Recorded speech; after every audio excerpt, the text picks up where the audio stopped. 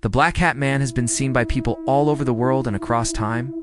Some even wonder if ancient descriptions of Djinn are really the Hat Man. But what is he? Some assume he's a ghost, but many of the descriptions don't line up with typical ghost activity. If you can call anything about ghosts typical, so before you click away thinking this is just another ghost story, let me ask you this. What if he's not a ghost at all? What if he's something way more interesting? Join me on Phenomena today, and I will show you what the Hat Man really is and how to protect yourself if you encounter him. Okay, so picture this. A tall, dark figure wearing what looks like an old-fashioned hat. No face that you can make out, but somehow you just know he's looking at you. People see this shadow person everywhere. In their bedrooms at night, standing in doorways, on empty streets, even in hospitals. And here's the kicker. He doesn't always just disappear. Sometimes he'll hang around for a bit, like he's checking out the scenery. Now here's where it gets really weird. People from completely different countries who've never talked to each other are describing the exact same entity. I mean, down to the details of the hat and coat he wears. That's not normal coincidence territory, right? So here's where my brain goes with this, and stick with me, because it sounds like science fiction, but it's actually based on real physics. You know how scientists talk about parallel universes? Like there might be infinite versions of reality existing right next to ours.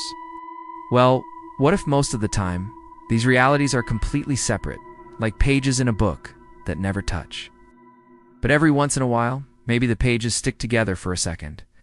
And in that moment, someone from over there steps over here. Think about it. It would explain why shadow people look solid, not see-through like your typical ghost story, and why they can just vanish without a trace. They're not disappearing.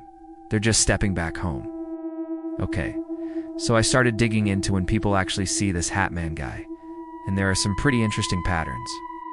Most people encounter him when they're vulnerable somehow, when they're sick, super stressed, or in that weird half-asleep state. But here's what really caught my attention.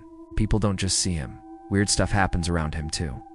Lights start flickering, electronics go haywire, rooms get cold out of nowhere. And almost everyone mentions this intense feeling of being watched. Some witnesses say he doesn't even move normally. They describe him sliding across the floor instead of walking, or the space around him looking bent somehow. And you know what? That actually matches up with what physicists think would happen around wormholes or dimensional rifts. Little distortions in reality that you might notice if you were paying attention. The other thing that blows my mind is that people see him everywhere. Cities, middle of nowhere, on planes. It's like he's not limited by geography at all, which makes sense if he's not traveling through our space, but cutting through it. Here's something that really made me sit up and take notice. Humans have been telling stories about shadowy visitors for thousands of years.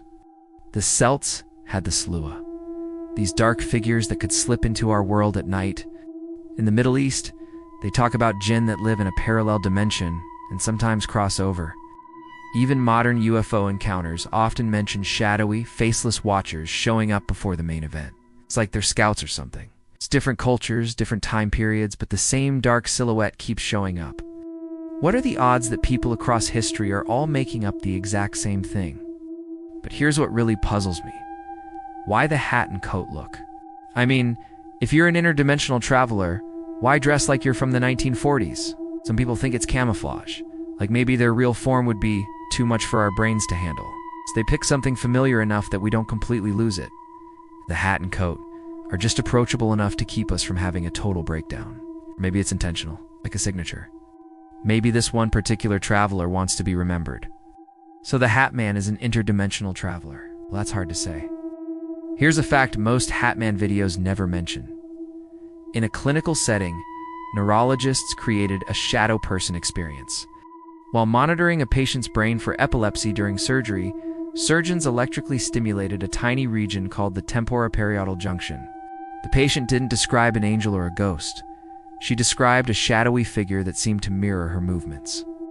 A presence standing just behind her. In other words, with electrodes and milliamps, scientists produced the exact sense of another being in the room.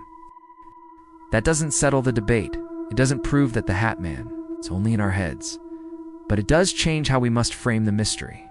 Any credible theory has to explain both the subjective intensity of these encounters and why they sometimes line up with measurable brain and environmental effects.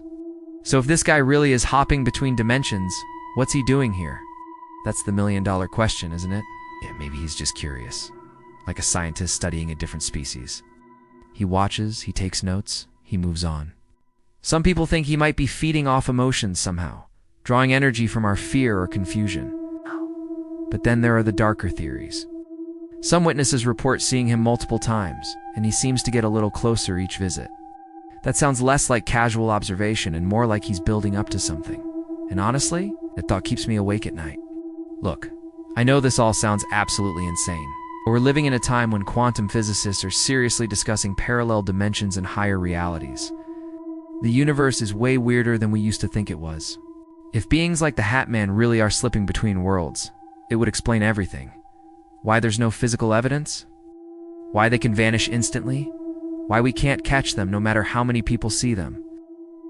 So next time you catch that movement in your peripheral vision, well, maybe don't dismiss it quite so quickly. Maybe someone really is just passing through. Have you ever seen the Hatman or any other shadow figures?